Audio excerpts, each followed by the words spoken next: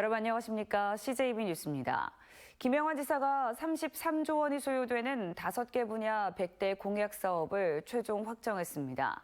선거 때나 인수위에서 발표했던 현금 공약과 일부 사업은 축소되거나 변경됐는데 발표 자리에 당사자인 김 지사는 불참했습니다. 주윤광 기자입니다. 김영환표 100대 공약 사업이 확정됐습니다. 경제와 문화, 환경, 복지, 지역 등 5개 분야에 20개씩의 공약이 담겼습니다. 김 지사 당선 이후 줄곧 논란이 이어진 현금 지급 공약은 결국 후퇴했습니다. 선거 과정에서 출산수당은 1,000만 원, 아동 양육수당은 60개월간 월 100만 원씩을 주겠다고 공약했지만 최종 결론은 출산 육아수당으로 합쳐졌습니다. 태어난 첫 해 정부의 첫 만남 이용권 200만 원을 합해 500만 원을 지급하고 4년간 200만 원씩을 주기로 했습니다. 선거 공약상으로는 지급액이 7천만 원이었는데 1,300만 원으로 대폭 축소됐고 그나마 국비를 뺀 도비는 1,100만 원이 지급됩니다. 어르신 감사 효도비는 65세 이상 매년 30만 원에서 80세 이상 10만 원으로 줄었습니다. 100만 원을 약속했던 농업인 수당은 대상을 다소 늘려 현재 50만 원에서 10만 원을 더 주기로 했습니다.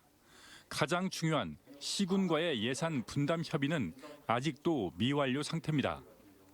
본 재정이나 아니면 국비 지원 사항들을 살펴봤을 때 저희가 현실적으로 가능한 실천 계획을 마련하다 보니까 충북관광공사는 새로운 출자 출연기관 설립에 대한 부담으로 충북 관광 전담 조직 신설로 변경됐고 김 지사가 선거 과정에서 약속한 단양의료원의 돌입화는 빠졌습니다. 전체 100대 공약 중 41건이 현실을 고려한다는 등의 이유로 변경됐습니다.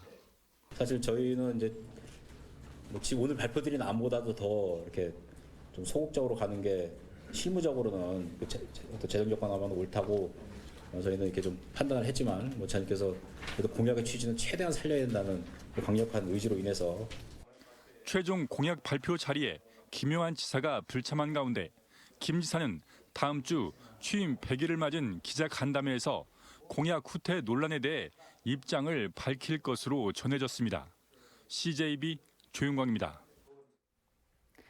도내 국립대들이 총장 선거를 제때 실시하지 못하면서 총장 공백 사태가 장기화되고 있습니다. 바뀐 교육공무원법에 따라 교수회와 직원회, 학생회가 투표 반영 비율을 반드시 합의해야 하기 때문인데요.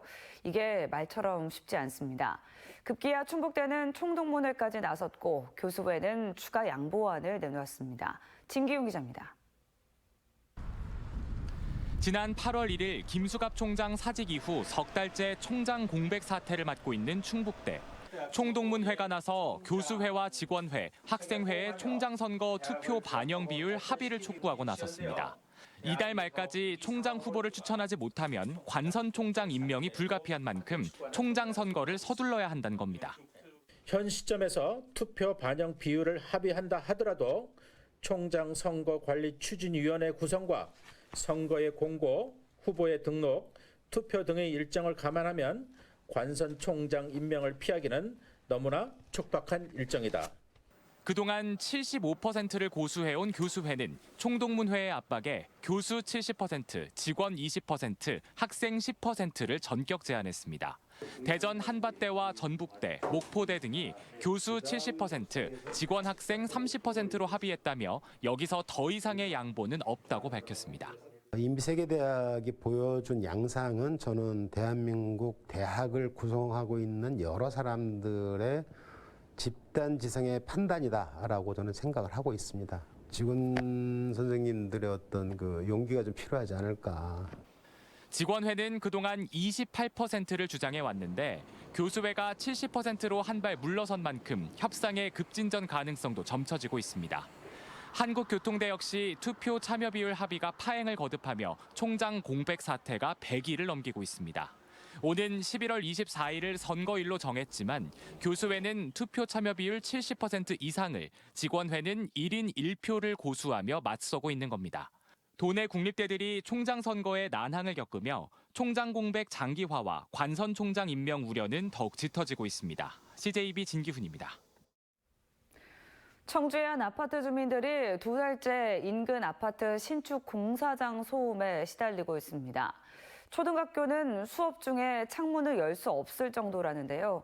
해결책이 마땅치가 않다고 합니다. 안정은 기자가 취재했습니다. 청주시 오창읍의 한 아파트 단지입니다. 집안 베란다를 열자마자 땅을 뚫고 돌을 깨는 소리가 쩌렁쩌렁 울립니다.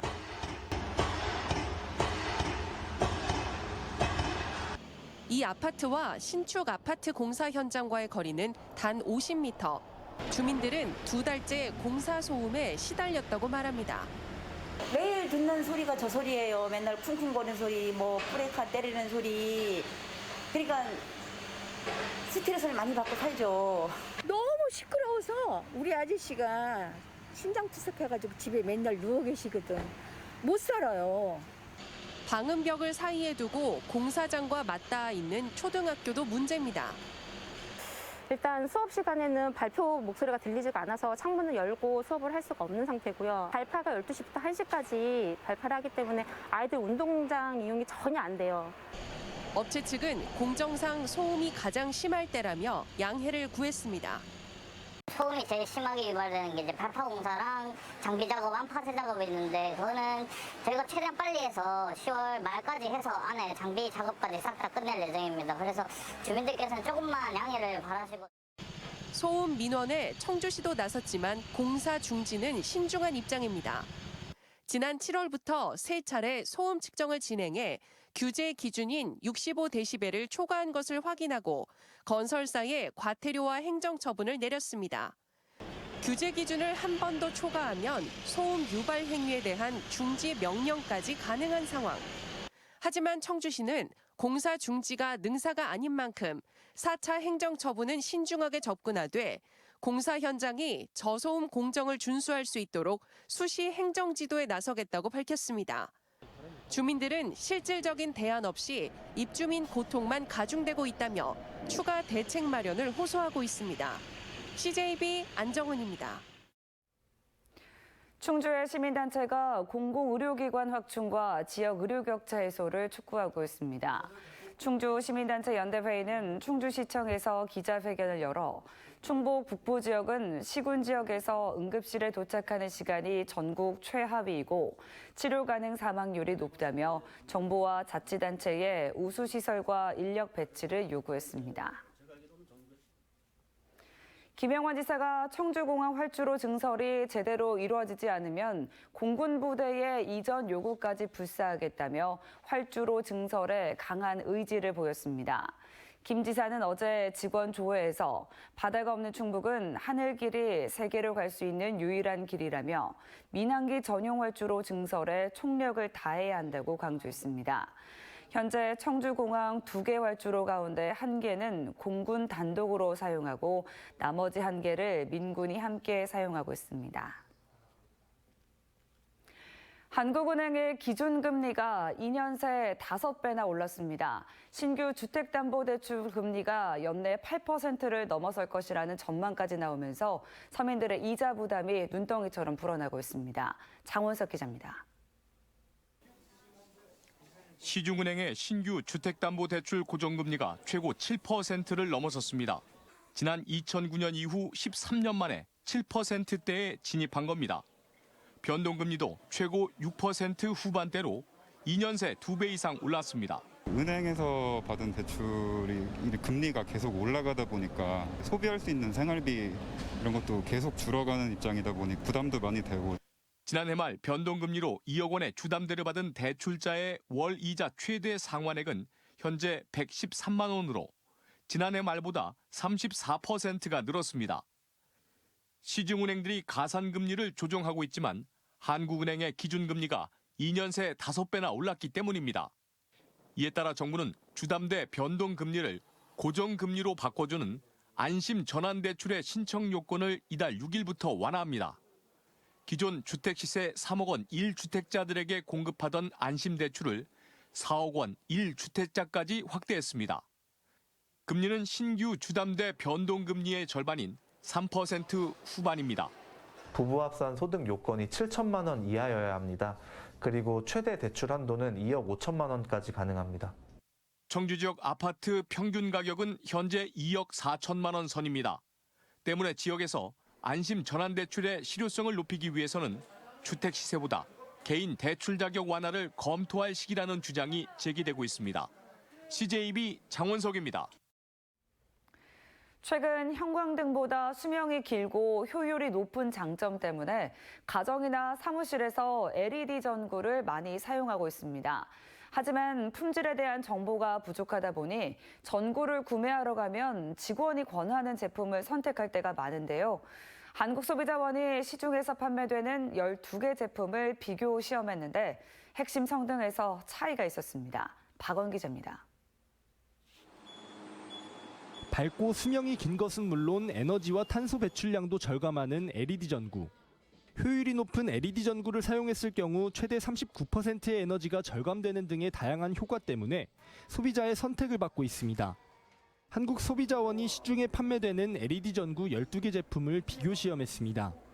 에너지 소비 효율을 따져본 시험에서는 제품 간 최대 1.6배의 차이가 났습니다. 홈플러스 시그니처와 G2의 시험 제품 광효율이 상대적으로 우수했고 8개 제품은 양호, 루미엔과 올리프라이스 제품은 보통 수준이었습니다. 밝기는 제품별로 877루멘에서 1461루멘으로 최대 1.6배 차이를 보였습니다. 홈플러스 시그니처가 가장 밝았고 루미엔의 시험 제품이 어두웠습니다. 얼마나 넓은 범위를 비출 수 있는지를 확인한 지향각 분석에서는 제품 간 최대 1.3배 차이가 났습니다. 빛의 깜박임 정도를 보는 플리커는 오스람과 필립스 시험 제품이 우수했습니다. 반면 노브랜드와 루미엔, 번개표, 올리프라이스 등 4개 제품은 상대적으로 플리커가 커 눈의 피로도를 가중시킬 수 있는 것으로 분석됐습니다. 그러니까 소비자들이 최근에는 어떤 수명 성능이나 에너지 효율 등도 관심이 많지만 어떤 플리커, 즉 빛의 깜빡임 정도가 적은 제품을 선호하는 것으로 나타났습니다. 일부 제품은 표시사항 기준을 제대로 지키지 않았는데 해당 업체는 개선 조치를 완료했거나 개선할 계획이라고 밝혔습니다. CJB 박원입니다. 충청북도는 충북형 도시근로자 사업을 연말까지 진천군과 음성군에서 시범 실시한다고 밝혔습니다. 이 사업은 하루 4시간 근로를 희망하는 도민을 도내 중소제조업체에 연계하는 인력 지원 사업으로 취업자는 교통비를 포함해 하루 5, 6만 원 상당의 일당을 받습니다. 도는 시범사업 기간에 1,500명의 인력을 운영한 뒤 문제점을 보완해 내년부터 본격 시행할 계획입니다. 청주시가 지역 건설 경기 활성화를 위해 교육청과 조달청을 비롯한 공공기관 건설협회 담당자를 지역 건설산업 활성화 협의회 위원으로 새로 위촉했습니다. 지역 건설산업 활성화 협의회는 지역 건설업체의 보호와 육성, 건설 현장 참여 확대 방안과 고충 등을 해소하는 역할을 하고 있습니다. 이에 앞서 청주시는 오송읍에 현대 엔지니어링이 시공하는 오피스텔 건축 공사와 관련해 지역 건설업체의 참여를 위한 업무 협약도 체결했습니다.